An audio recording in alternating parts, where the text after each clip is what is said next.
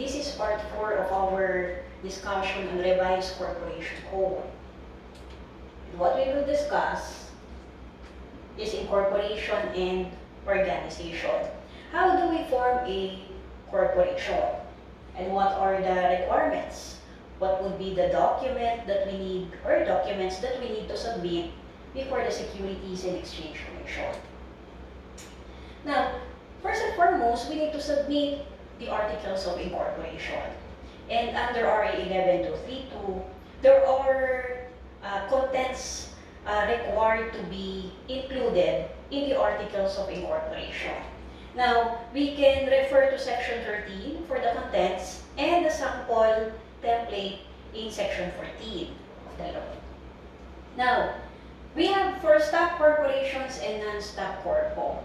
Now, since there is the difference with respect to the contents of the stock and non-stock, we will try to compare.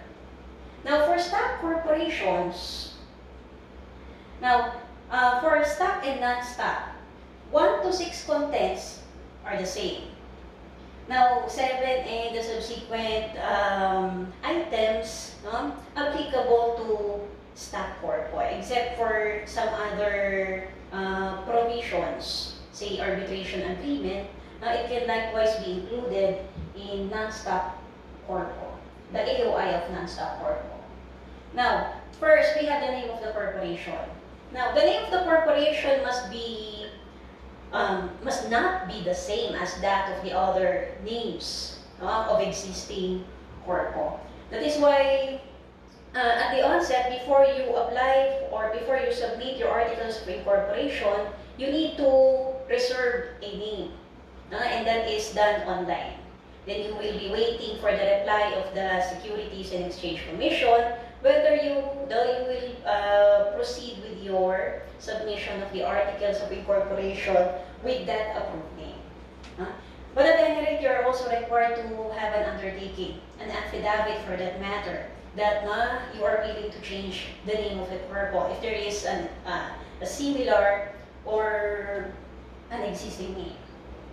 Now, number 2, specific purpose or purposes indicating the primary and secondary purposes. Can we have more than one purpose? Of course, yes, because it is allowed that now we can also state the secondary purposes.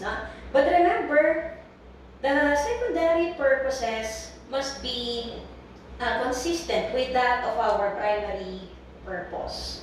This is in consonance with the doctrine of limited capacity, that the corporation can only exercise its powers depending on the express, implied, or incidental powers.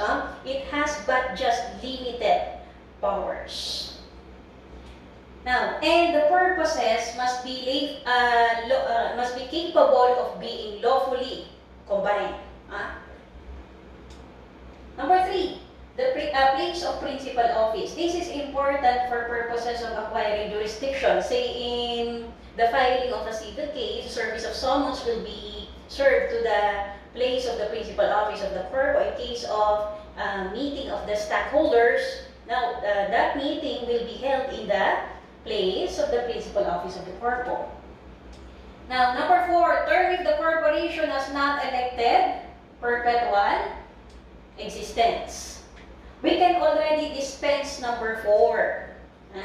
If there is no statement in the articles of incorporation with respect to the term, it only presupposes that the said corpo has perpetual existence. And this is one of the amendments introduced by RA 11232.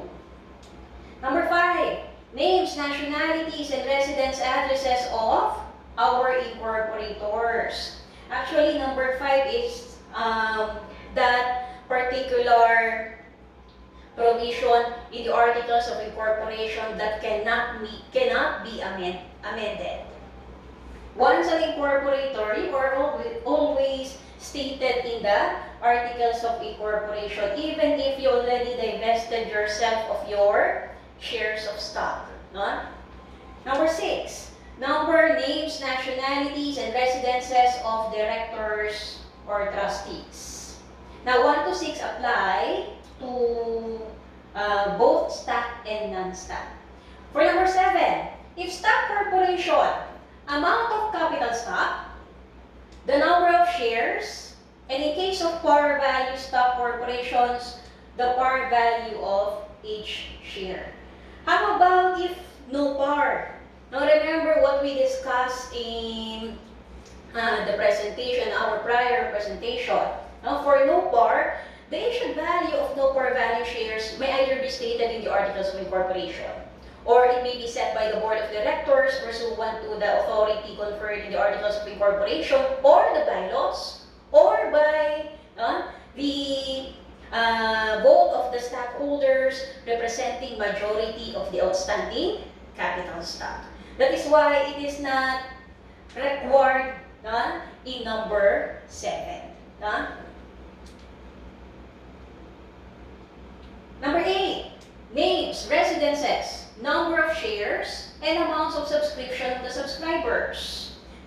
And we need to emphasize under the present law that there is no more minimum subscription.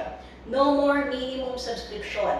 Before, we have Section 13 of Batasang Pambansa bilang 68 that requires the 25%, 25%. This 25% rule provides that 25% of the authorized capital stock must be subscribed and 25% of the subscribed must be paid up. But under the new law, this has been repealed. This has been omitted. But now, of course, it is required that we need to state the subscription and the subscribers. Number 9, names, residences, and amounts paid by each subscriber on their subscription. Name of treasurer elected by subscribers. The treasurer's affidavit can already be dispensed because of the omission of the 25% rule. Now, this is new. Number 11, arbitration agreement. Instead of forcing disputes through a court action, say it's an intracorporate controversy, now you can already stipulate in the Articles of Incorporation that it will be through arbitration. Now to expedite the proceedings on the issues, arguments, so that it will be settled without going through courts. Number 12, if the corporation engages in nationalized industry, a statement that no transfer of stock will be allowed if it will reduce the stock ownership of Filipinos to a percentage below the required legal minimum. Now, in our part 1, we discussed those corporations required to have Filipino equity. It's either partly or wholly nationalized corporations. This is provided for in the Constitution and under the law, saying that we have Executive Order 139. Now, this is additional requirement for those corporations required to have Filipino equity. Now, for non-stock corporations, as I told you, items 1 to 6 apply.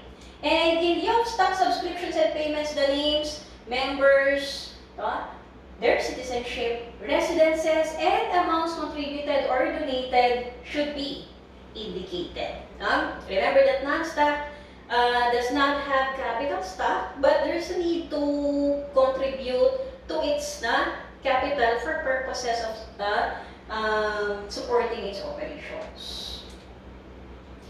Now, the documents accompanying the Articles of Incorporation, we have the statement of assets and liabilities, the bank statement for the subscription. Although, as I reiterate, there is no more minimum subscription. The letter of authority for SEC examiners to examine the bank account, and in case of those corporations required to have appropriate recommendation from the government agency, the respective government agency. In the case of banks, institutions under central bank, insurance companies, public utilities, schools, trust, pre-need, non-stock savings and loan associations, and other institutions that would require favorable recommendation from the appropriate government agency. Now, attached to the Articles of Incorporation to be submitted to SEC. And it must substantially comply with the law. It will be examined by our SEC examiners, and if it complies, then therefore, SEC will issue Certificate of Incorporation. And remember what I told you, the existence of the corporation will begin from the issuance of Certificate of Incorporation. Now, let us have a comparison with respect to the form and contents of the Articles of Incorporation. This is the previous law and the present law. Directors or trustees. Directors for stock, trustees for non-stock. 5 to 15. Under RA 11232, directors, in part 1, I think 5 to 15, I mentioned 5 to 15. For directors, since we are already recognizing OPC, and the single stockholder will be the director, at the same time the president, 1 to 15. Directors, not more than 15. Now, for trustees, maybe more than 15. Now, the treasurer's affidavit, under the old law, this is required to prove the compliance with respect to the 25% by 85% rule, but under the new law, it is no longer required. Now, this is personally filed under the old law, but electronic filing is now allowed under the new law. Now, undertaking to change name. This is not required in Batasang Pambansa bilang 68, but under RA 11232, this is mandatory. But at the onset, you need to have reservation of your, I think three names. You need to reserve 3 names. And the SEC will reply to your application before you can before you can submit your articles. At least just to be sure that that your name is distinct and is not similar to that of names of existing corporations. Now let us have a sample form. This is a sample form for Stock Corpo. Now we have Jetro Construction Corporation. Now no all meant by this presents because this serves as an agreement. Now first, the name of the corpo. Remember that the name of the corpo, there must be an indicator that that is a corporation. It's either corporation, incorporated, or corp period or inc period. Now then the purpose or the purposes. State the primary purpose and the secondary purposes. You can just simplify your secondary purpose. Say section 35, these are the enumeration of the express powers of the corpo. But if you would like to state it in details, that will not be a problem. Now the place where the principal office of the corporation is established. Now, the term of existence, but if this is not stated, the presumption is that the corporation will have perpetual existence. And that is one of the amendments of RA 11232. Now, instead of us extending the corporate term, it will have perpetual existence until the board of directors or trustees, as well as the stockholders or members, decided to dissolve the corpo. And that would be much better for continuity of the operations of a corpo without going through the process of extension. Now, the names, nationalities, and residences of incorporators. Now, we have 3. Because 1 to 15 is already allowed 3 incorporators. Now the directors, the number of directors, we also have 3. Usually, the persons you cited as incorporators are likewise the same persons that you will state as directors. And then the names, nationalities, and residences of the first directors. Now, this is a stock corpo. The authorized capital stock, authorized for what? For par value. Remember, stated capital for low par value shares. This is 5 million pesos in lawful money. Divided into 50,000 shares, that must be stated. The number of shares and the par value if it is par value shares. Now, the number of shares of authorized is or has been subscribed as follows. Almost half of half of the subscription paid, 2.5. Now, if there is a requirement for nationalized corpo, now a provision must likewise be included that it will not be, the stock ownership of Filipinos will not be reduced.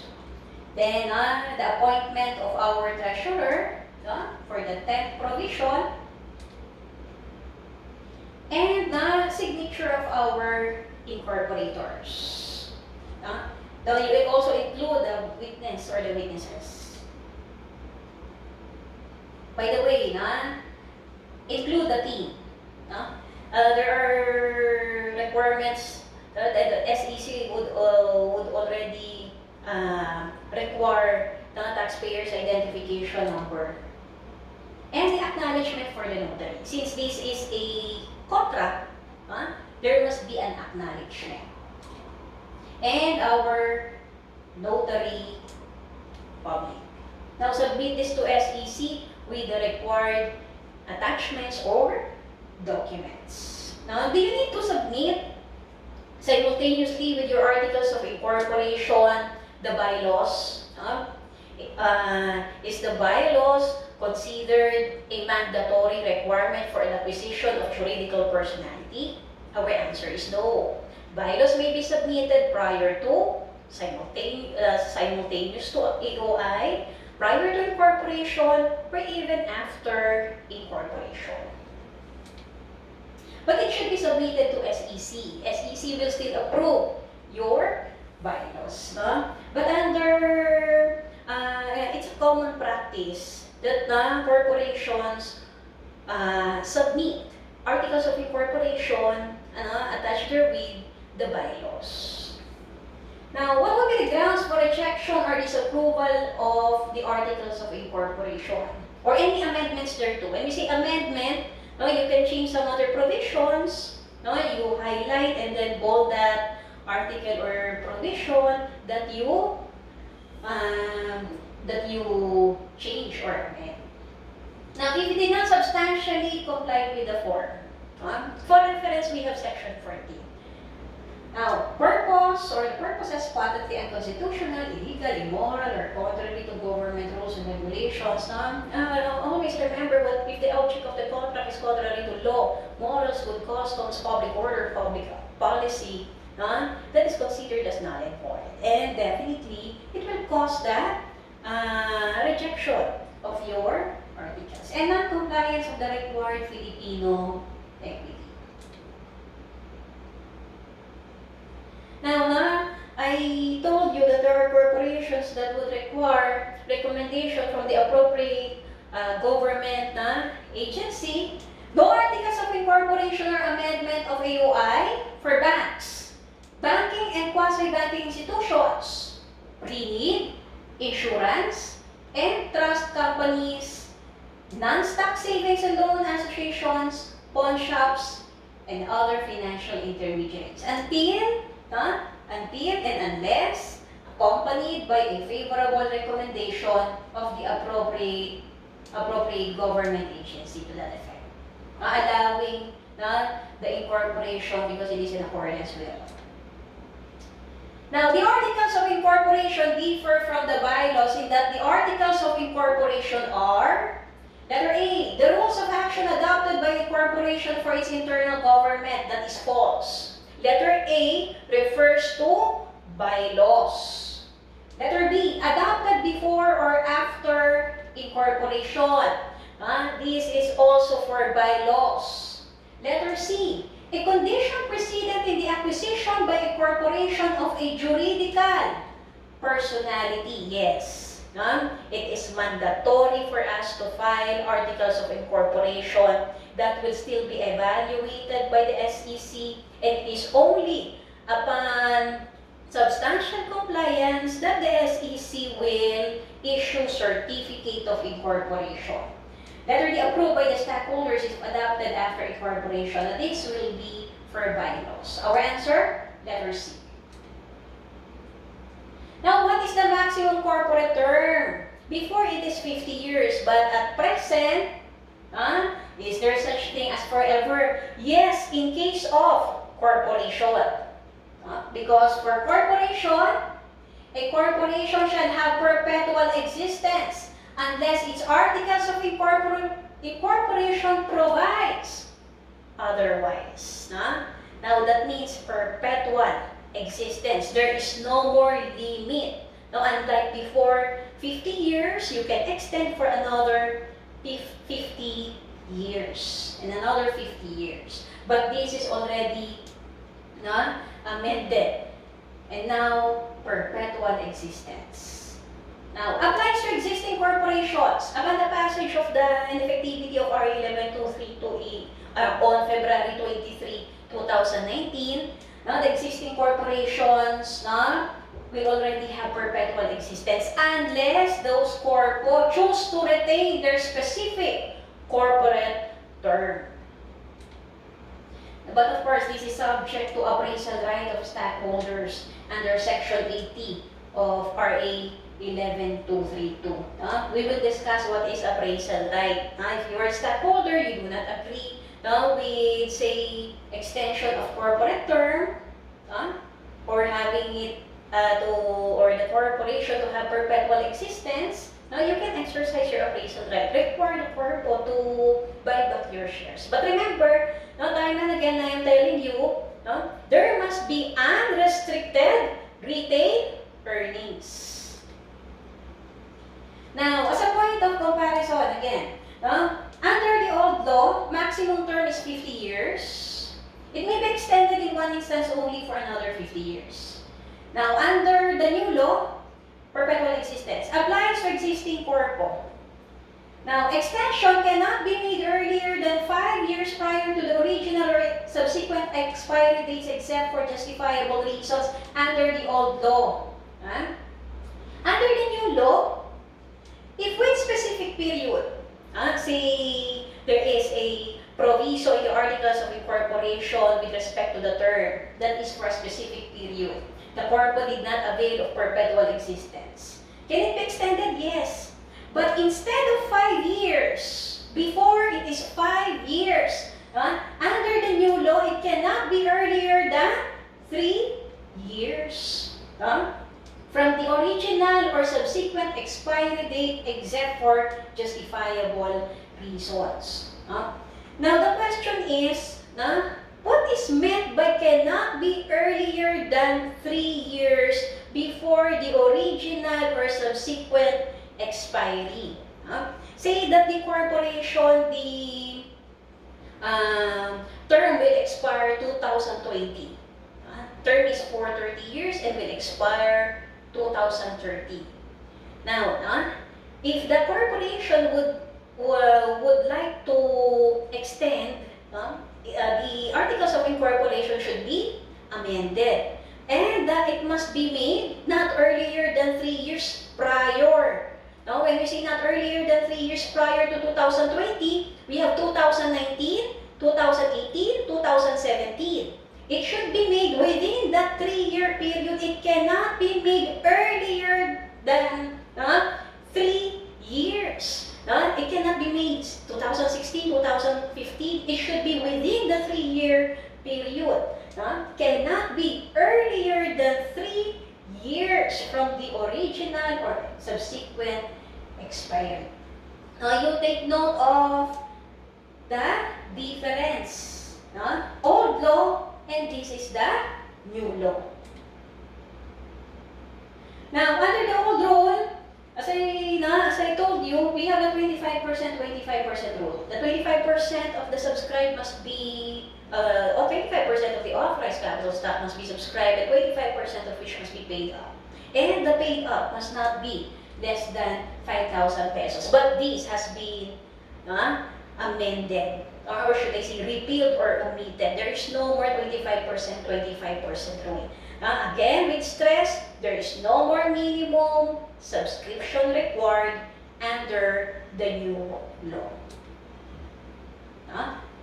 Now, is there a minimum subscription and paid up? Our answer, nothing. That has been omitted and repealed. However, if we are talking of increase in capital stock, now the corporation would like to expand its business and is inviting investors, and it would like to increase its capital stock. Now, it is required after incorporation to comply with the 25%. In case of increase, at least 25% of the increase in capital stock must be subscribed. 25% of the increase in capital stock must be subscribed, and 25% of the subscribed must be paid in cash or property. And in no case that the paid up be less than 5,000 pesos. Again, I repeat, this is in case of increase in capital stock after incorporation. Now, this is basic. I already mentioned this in the previous parts of our lecture. The articles of incorporation submitted to SEC. Subsequently, certificate of incorporation issued by SEC. That would be the commencement of corporate existence of the corp under Section 18. Now, for corporate names, as I told you, it must be distinct. It must be distinguishable. The name has to be distinguishable from a corporate name already reserved or registered for use of another corp. It is not distinguishable even if it has, it contains corporation, company, incorporated. These are mandatory to be included in the corporate name, or even punctuations, articles, conjunctions. Now, and you must submit your intended corporate name for verification. Now, non-use of corporate charter and continuous non-operation under Section 21. I want you to take note of this because there is an amendment with respect to this topic. Under the old law, if a corporation is not organized within 2 years, the corpo is not organized within 2 years from date of incorporation, the corpo is deemed dissolved. When we say deemed dissolved, it is automatically considered as dissolved. That is 2 years. However, under the new law, if the corporation is not organized within 5 years, from date of incorporation, the certificate of incorporation is deemed revoked. Now, instead of 2 years, this has been increased to 5 years and is deemed considered as revoked. There's a slight change in or modification in the term used in the law. This is deemed dissolved, deemed revoked. But is it automatic? Our answer is yes. If the corporation failed to organize within 5 years from date of incorporation, deemed considered dissolved. Certificate of incorporation is deemed revoked. Now, next, how about continuous non-operation? If it commences its business that becomes continuously inoperative for a period of at least 5 years, now this is a ground for the suspension or revocation of its corporate franchise or certificate of incorporation. continuous non-operation for 5 years. Now, do we have the same rule under RA 11232? Slight modification with respect to wordings. If it commences its business, but subsequently becomes continuously inoperative for a period of at least 5 years, same number of years, 5 and 5, the corporation shall after due process be considered delinquent. It is a ground for suspension or revocation, but in this case, deemed considered as delinquent. When we say the corporation is delinquent, the corporation is still given a chance to make good of its deficiency. It is not an automatic ground for dissolution. But at present, it is easier to memorize because we have common number of years, 5 years and 5 years. But non-use of corporate charter deemed revoked. The certificate of incorporation deemed revoked, and that is automatic. Now, in case of non or continuous non-operation for 5 years after you commence your business operation, but only considered as delinquent. The corpo considered as delinquent. Now, let us have an illustration. Say the date of incorporation. In the date of incorporation, for a period of 5 years, the corpo did not commence its operation. Did not organize, did not formally organize. It did not elect any board of directors, and then neither that they do have corporate officers, no operation.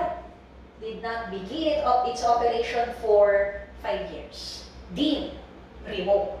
The certificate of incorporation deemed considered as revoked. But now, say that the corporation, in the first years, it organized. It commences its operation. But subsequently thereafter, continuously, for a period of 5 years, it did not or it discontinued its operation. Now, it will only be considered as delinquent. The corpo is regarded as delinquent, but will still be given time within which to comply for its deficiency. That will be 2 years that the delinquent corporation will be given a chance by SEC to make good of its deficiency. Submit necessary compliances and reports.